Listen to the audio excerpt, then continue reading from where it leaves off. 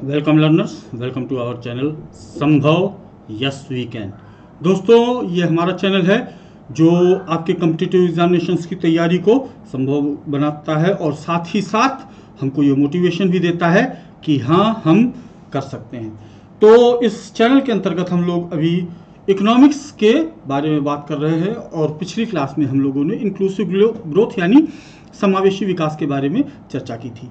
अपनी measurement of inclusive growth यानी समावेशी विकास पर को किस प्रकार से नापा जाता है, इस पर चर्चा करने से पहले आप लोगों को मैं अपना इंट्रोडक्शन दे देता हूं। मेरा नाम हेमेंद्र कुमार मिश्रा है। मैं डीसी यानी डिस्ट्रिक्ट कंसल्टेंट और डीपीसी यानी डिस्ट्रिक्ट प्रोजेक्ट कोऑर्डिनेटर रह चुका हूं। एसबीएम स्वच्छ भारत मिशन, एनबीए निर्मल भारत अभियान और टीएससी टोटल सैनिटेशन कैंपेन में भारत सरकार की इन तीनों महत्वपूर्ण स्वच्छता परियोजनाओं में मैंने पंचायती राज विभाग के अंतर्गत जनपद चित्रकूट में ग्रामीण स्वच्छता के विषय में काफी लंबा कार्य किया हुआ है और उसके उपरांत विभिन्न संस्थानों के माध्यम से प्रतियोगी परीक्षार्थियों को उनकी परीक्षा की तैयारी में सहयोग प्रदान करता रहा हूं। और आज हम लोग मेजरिंग इंक्लूसिव ग्रोथ यानी समावेशी विकास का मापन कैसे करते हैं, इस प्रकार इसको देखेंगे। तो इसके लिए क्या है कि वेरियस इंडिकेटर्स हम यूज करते हैं, बहुत सारे पैरामीटर्स इंडिकेटर्स को हम यूज करते हैं जिसके माध्यम से भारत में या किसी देश में जो विकास हो रहा है वो उसका कितना समावेशन है या सीमांत लोगों तक, मार्जिनल समूहों तक उसकी कितनी पहुंच है, इसको मापा जाता है। तो एक एक करके एक एक इंडिकेटर के बारे में देख लेते हैं। तो सबसे पहला हमारा जो इंडिकेटर है वो है inclusive development index IDI। In the inclusive development index IDI compiled by the World Economic Forum WEF, India ranked 62 out of 74 emerging countries and was among the least inclusive country in the group of 20 G20 और G20 countries। विश्व आर्थिक मंच द्वारा संकलित समावेशी विकास सूचकांक में भारत 74 उभरते देशों में 62वें स्थान पर था और 20 यानी कि G20 G20 देशों के समूह में सबसे कम समावेशी देशों में था। यानी भारत में विकास की प्रक्रिया तो हो रही है लेकिन वह विकास की प्रक्रिया समावेशित नहीं है, उसका लाभ समाज के सभी वर्गों तक नहीं पहुंच रहा है। IDI is based on the ideal that most people based in their countries growth not GDP but by their own standard of living। IDI इस विचार पर आधारित है कि अधिकांश लोग अपने देश के विकास को GDP पर नहीं बल्कि अपनी स्वयं के जीवन के स्तर के आधार पर नापें। यानी कि जो हम अपने विकास को राष्ट्रीय आय के माध्यम से, GDP के माध्यम से विकास की बात करते हैं, वह हमारा पर्याप्त पैरामीटर नहीं है जब तक कि अधिकांश लोगों के जीवन स्तर के आधार में, जीवन स्तर में सुधार न हो। It gives measures of inequality based on 3 parameters. यह 3 आधारों पर असमानता की माप देता है। यानी असमानता जितनी अधिक होगी उतना ही आपकी रैंकिंग कम होती जाएगी। तो ये 3 आधार होते हैं, ग्रोथ एंड डेवलपमेंट यानी तरक्की और विकास, इंक्लूजन समावेशन, और तीसरा जो होता है वो होता है इंटरजनरेशनल इक्विटी एंड सस्टेनेबिलिटी, अंतर पीढ़ीगत इक्विटी और स्थिरता। यानी कि 2 पीढ़ियों के मध्य जो जिस प्रकार के संबंध हैं या जिस प्रकार का विकास हो रहा है उसमें उसको भी यह अपने कैलकुलेशन में स्थान प्रदान करता है। India also did not make it up the top 10 most inclusive emerging and developing economies where the neighbors like Nepal, China, Sri Lanka made a mark। Bharat 10 सबसे शीर्ष उभरती और विकासशील अर्थव्यवस्थाओं में भी अपना जगह नहीं बना सका है, जहां कि उसके पड़ोसी देशों नेपाल, चीन और श्रीलंका ने अपनी छाप छोड़ी है।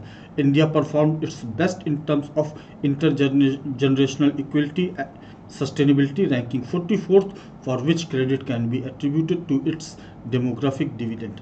भारत ने अंतरपीढ़ीगत इक्विटी और स्थिरता के मामले में अपना सर्वश्रेष्ठ प्रदर्शन किया है, अर्थात 44वें स्थान पर रहा है, जिसके लिए क्रेडिट इसके जनसांख्यिकी लाभांश को दिया जा सकता है।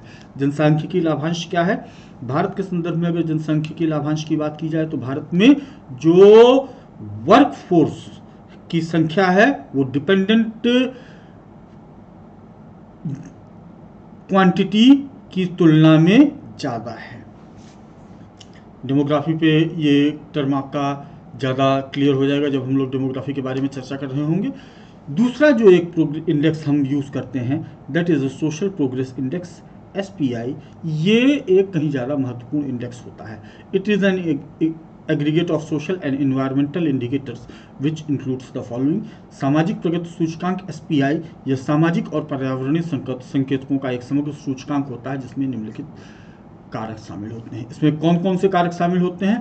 पहला तो होता है हमारा बेसिक ह्यूमन नीड्स, यानी बुनियादी मानव आवश्यकताएं पूरी हो रही हैं या नहीं। सेकंड है फाउंडेशन ऑफ वेल बीइंग, भलाई की नींव। और थर्ड है अपॉर्चुनिटी यानी अवसर। अब क्वेश्चन उठ जाता है कि ये बुनियादी मानवीय आवश्यकताएं क्या हैं। तो बुनियादी मानवीय आवश्यकताओं के संदर्भ में अगर हम लोग बात करना चाहें तो हमें इसको थोड़ा सा ऐतिहासिक क्रम में देखना पड़ेगा। प्रारंभ में केवल रोटी, कपड़ा और मकान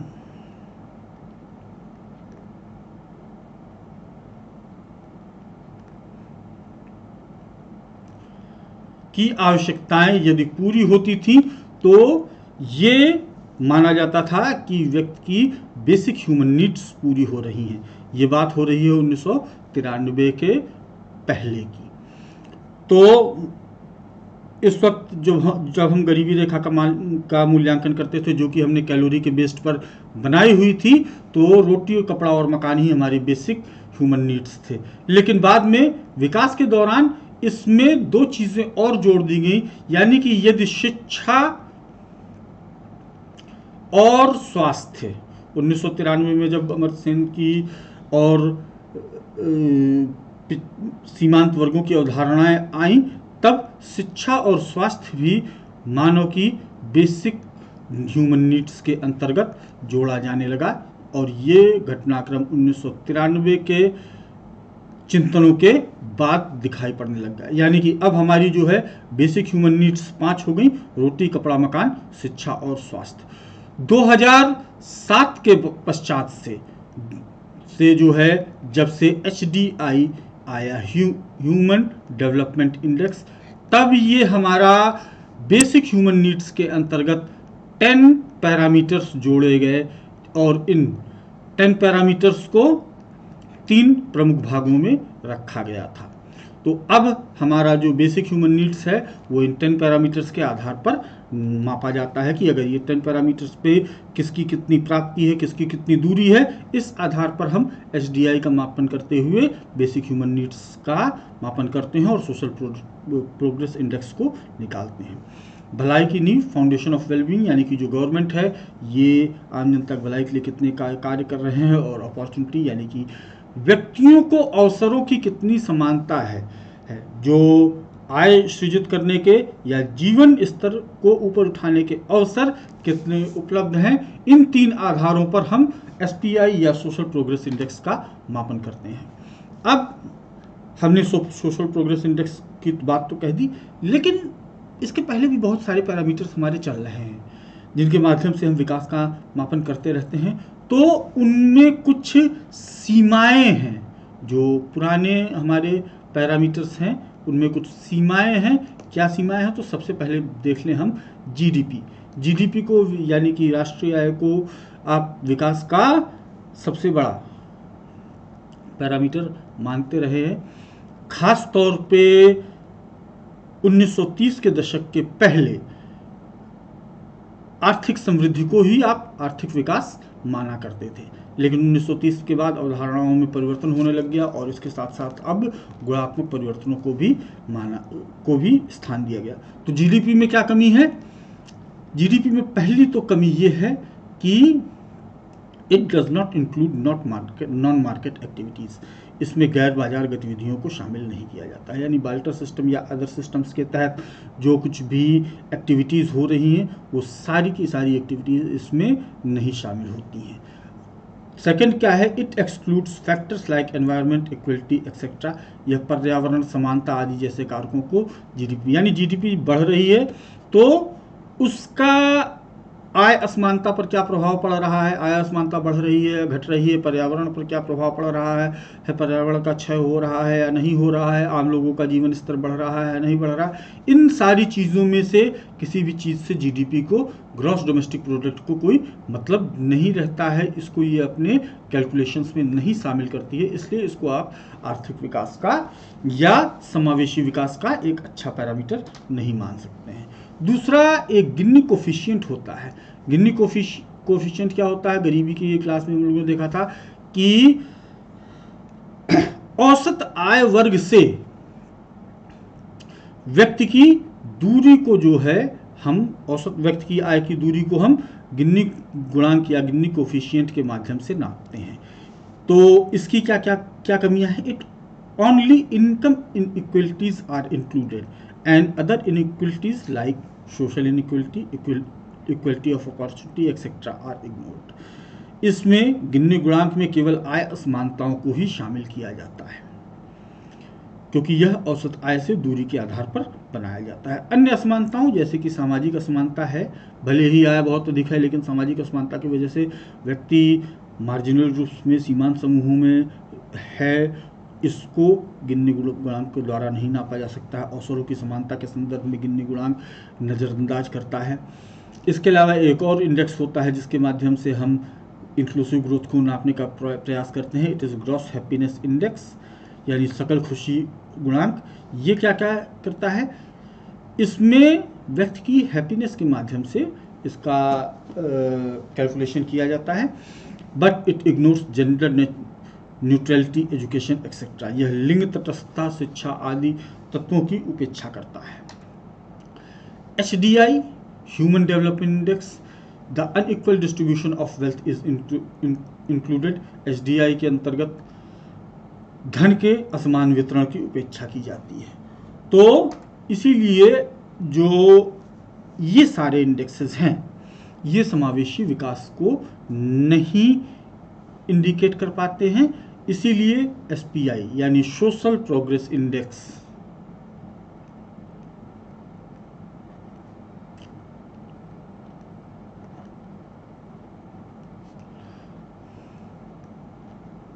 हमारे समावेशी विकास का ज़्यादा अच्छा माध्यम है। इसके लाभ क्या क्या हैं? Benefits of the SPI।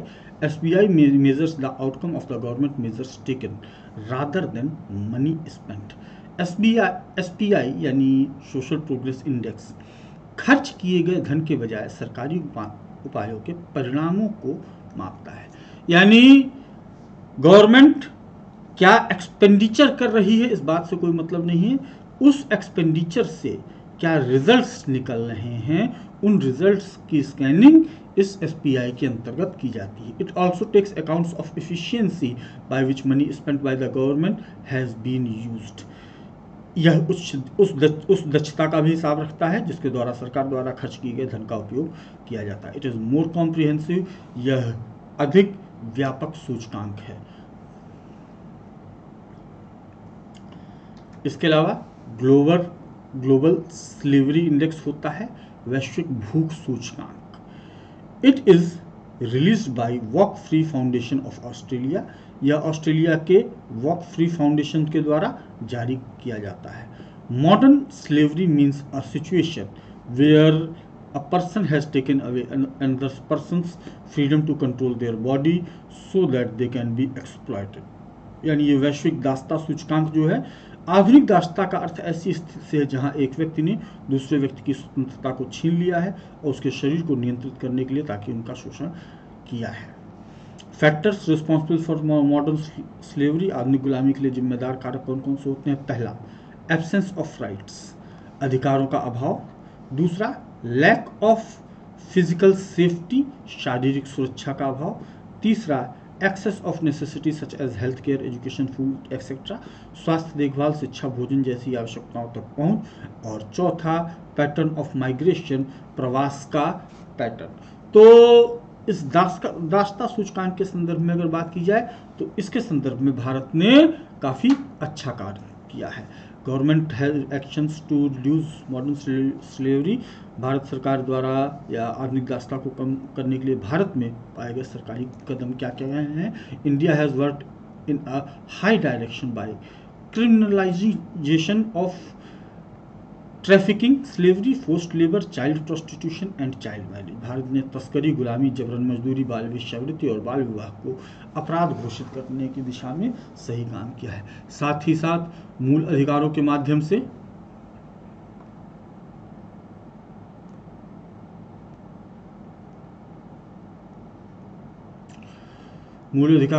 से नागरिकों को उनके मौलिक अधिकार प्रदान किए हैं, जिससे कि अब ये दास्ता की स्थिति भारत में नहीं पाई जाती है।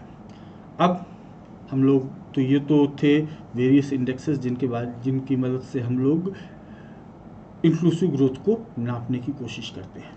अब यहाँ पर अब ये बात आ जाती है कि ठीक है, इंक्लूसिव ग्रोथ को हम मापते हैं, लेकिन भारत ने या भारत की सरकार ने समावेशी विकास के लिए क्या क्या कदम उठाए हुए हैं। तो बेसिकली ये कदम जो है सरकार द्वारा विभिन्न योजनाओं के माध्यम से उठाए जाते हैं, जिन योजनाओं के माध्यम से सरकार सीमांत वर्गों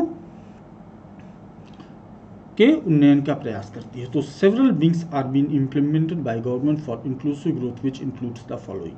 first, Mahatma Gandhi national rural employment guarantee act scheme, मनरेगा। ये काफ़ी महत्वपूर्ण स्कीम है मनरेगा की स्कीम, जिसके अंतर्गत कार्य की मांग करने पर प्रत्येक ग्रामीण व्यक्ति को कार्य उपलब्ध कराया जाएगा। Second, prime minister's employment generation programme, PMEGP। Third, Mudra bank scheme ने के माध्यम से जो है स्वनियोजितों को काफ़ी बढ़ावा दिया गया है। पंडित दीनदयाल उपाध्याय ग्रामीण कौशल्य योजना, DDU-GKY। फिफ्थ है दीनदयाल अंत्योदय योजना, national urban livelihood mission. NULM के तहत दीनदयाल अंत्योदय योजना प्रारंभ की गई, जिसमें शहरी गरीबों के लिए उत्थान के लिए प्रयास किया जाता है। छठी स्कीम महत्वपूर्ण स्कीम है सर्व शिक्षा अभियान। इसमें समाज के सभी वर्गों के सभी बच्चों के लिए मुफ्त शिक्षा का प्रावधान है। अगली स्कीम है national rural health mission, NRHM। स्वास्थ्य के क्षेत्र में इसने काफ़ी अच्छा कार्य किया। स्वास्थ्य के क्षेत्र में यह स्कीम कार्यरत है। भारत निर्माण, भारत में बुनियादी संरचनाओं के निर्माण के संबंध में है। स्वच्छ भारत मिशन, SBM, ये स्वच्छता संबंधी सुविधाओं को उपलब्ध कराना, यानी ग्रामीण और शहरी क्षेत्रों में ओपन डेफिकेशन फ्री करना और साथ ही साथ सैनिटेशन को बढ़ावा देना इस स्वच्छ भारत मिशन का उद्देश्य है। मिशन आयुष्मान एंड प्रधानमंत्री जनधन योजना। इस जनधन योजना के माध्यम से जो है फिस्कल इंक्लूजन यानी वित्तीय समावेशन का प्रयास किया गया है। Government is working with NGOs and international groups in policy making. Example, सरकार नीति निर्माण में गैर सरकारी संगठनों और अंतर्राष्ट्रीय समूहों के साथ भी काम कर रही है। जैसे Disha project is been implemented in the partnership with the UNDP for creating employment and entrepreneurship opportunities for women in India। Bharat में महिलाओं को रोजगार और उद्यमिता के अवसर प्रदान करने के लिए UNDP के साथ साझेदारी में दिशा परियोजना को लागू किया जा रहा है। NITI Aayog strategy for new India @75 has following objectives. तो भारत 75वें वर्ष में पहुंच रहा है और इस वर्ष में जो नीति आयोग ने जो समावेशी विकास के लिए लक्ष्यों का निर्धारण किया है वो है, पहला, to have a rapid growth which reaches 9 to 10% by 2022-23 which is inclusive, clean, sustain and formalised. तेजी से विकास करना जो 2022-23 तक 9-10% तक पहुंच जाए, जो समावेशी, स्वच्छ और निरंतर और औपचारिक हो। To leverage technology for inclusive, sustainable and participatory development by 2022-23। सन 2022-23 तक समावेशी, सतत और सहभागी विकास के लिए प्रौद्योगिकी का लाभ उठाना। To have an inclusive development in the cities to ensure that urban poor and slum dwellers including recent migrants can avail city services. शहरों में समावेशी विकास करना ताकि यह सुनिश्चित हो सके कि शहरी गरीब और हाल के प्रवासियों सहित झुग्गी झोपड़ी में रहने वाले लोग इन सेवाओं का लाभ उठा सकें। To make schools more inclusive by addressing the barriers related to the physical environment, that is accessible toilets, admissions procedures as well as curriculum design. भौगोलिक वातावरण जैसे सुलभ शौचालय, प्रवेश प्रक्रियाओं के साथ साथ पाठ्यक्रम डिजाइन से संबंधित बाधाओं को दूर करके स्कूलों को अधिक समावेशी बनाना ये नीति आयोग का लक्ष्य है। To make higher education more inclusive for the most vulnerable groups, सबसे कमजोर समूहों को के लिए उच्च शिक्षा को अधिक बढ़ाना। यहाँ पर जो सबसे कमजोर समूह हैं ये दो आधारों पर भी हम विभाजित करते हैं, पहला तो क्षेत्रीय आधार पर और दूसरा सामाजिक स्तरों पर। तो और इन दोनों ही स्तरों पर उच्च शिक्षा को उसके समावेशन के लिए प्रयास किए जा रहे हैं। To provide quality ambulatory services for inclusive package of the diagnostic, curative, rehabilitative and palliative care close the people, लोगों के करीब नैदानिक, उपचारात्मक, पुनर्वास और उपशामक देखभाल के लिए समावेशी पैकेज के लिए गुणवत्तापूर्वक एम्बुलेंस सेवाएं उपलब्ध कराना। To prepare an inclusive policy framework with the citizens at the centre, केंद्र में नागरिकों को रख करके यानी नागरिकों के की भलाई को ध्यान में रख करके एक समावेशी नीतिगत ढांचा तैयार करना इस नीति आयोग का लक्ष्य है। तो अब तक हम लोगों ने जो डिस्कशंस किए हैं, जो हमने देखा कि इंक्लूसिव ग्रोथ क्या है, इंक्लूसिव ग्रोथ का मेजरमेंट कैसे करते हैं और भारत सरकार द्वारा इंक्लूसिव ग्रोथ के लिए क्या क्या कदम उठाए जा रहे हैं, तो इसका इन सारी बातों का जो रिजल्ट या कंक्लूजन निकलता है वो ये निकलता है कि first, Indian government along with the state government and local government should continue to focus eradicating poverty and achieving sustainable development in order to improve the lives of India's people. Bharat सरकार को राज्य सरकारों और स्थानीय सरकारों के साथ मिलकर भारत के लोगों के जीवन को बेहतर बनाने के लिए गरीबी उन्मूलन और सतत विकास प्राप्त करने पर ध्यान देना जारी रखना चाहिए। दो, innovative partnerships with international organizations, civil societies and private companies, inclusive and equitable growth can be targeted. एक अंतर्राष्ट्रीय संगठनों, नागरिक समाज, निजी कंपनियों के साथ अभिनव साझेदारी के माध्यम से समावेशी और न्याय संगत विकास को लक्षित किया जा सकता है। यानी ऐसा नहीं है कि ये एक हमारा अप्राप्य लक्ष्य हो, इन सभी को हम सम्मिलित करें, निजी कंपनियों को भी बढ़ावा दें, साथ ही साथ सरकारी क्षेत्र में भी जो हमारी योजनाओं के माध्यम से सबसे सीमांत समूह हैं उन वर्गों को आगे बढ़ाने का प्रयास करें, तो इस लक्ष्य को हम प्राप्त कर सकते हैं। Inclusive growth will help the empowerment of vulnerable and marginalised people, improve livelihood and augment skill building for the women. समावेशी विकास से कमजोर और सीमांत आबादी के सशक्तिकरण में मदद मिलेगी और आजीविका में सुधार होगा, साथ ही साथ महिलाओं के कौशल निर्माण में भी वृद्धि होगी। तो ये था हमारा कंक्लूजन। इन शॉर्ट, समावेशी विकास को अगर हम समझना चाहें तो सभी के लिए, यानी जो हमारी जीडीपी की वृद्धि हो रही है, हमारी राष्ट्रीय आय की वृद्धि हो रही है, उसका वितरण सभी के लिए हो और साथ ही साथ सभी के जीवन स्तर में सुधार होता हुआ दिखाई पड़े, तो इसको हम समावेशी विकास कहते हैं। तो इसी के साथ हम अपना ये लेक्चर समाप्त करते हैं, मिलेंगे अपनी अगली क्लास में। तो आप लोग लाइक करिए, शेयर करिए और चैनल को सब्सक्राइब करना मत भूलिएगा, क्योंकि चैनल को आप सब्सक्राइब करेंगे तो आने वाले वीडियोस के बारे में आपको जानकारी मिलती रहेगी। अभी हम लोग थोड़ा सा इकोनॉमिक्स पर फोकस कर रहे हैं और दिन में एक वीडियो मिल रही है। धीरे धीरे वीडियोस की संख्या, MCQ प्रैक्टिस और साथ ही साथ GS के अदर सेक्शंस की भी प्रैक्टिस आपको इसी चैनल पर मिलेंगी। तो चलिए फिर मिलते हैं अपने अगले सेशन में। Good day everyone.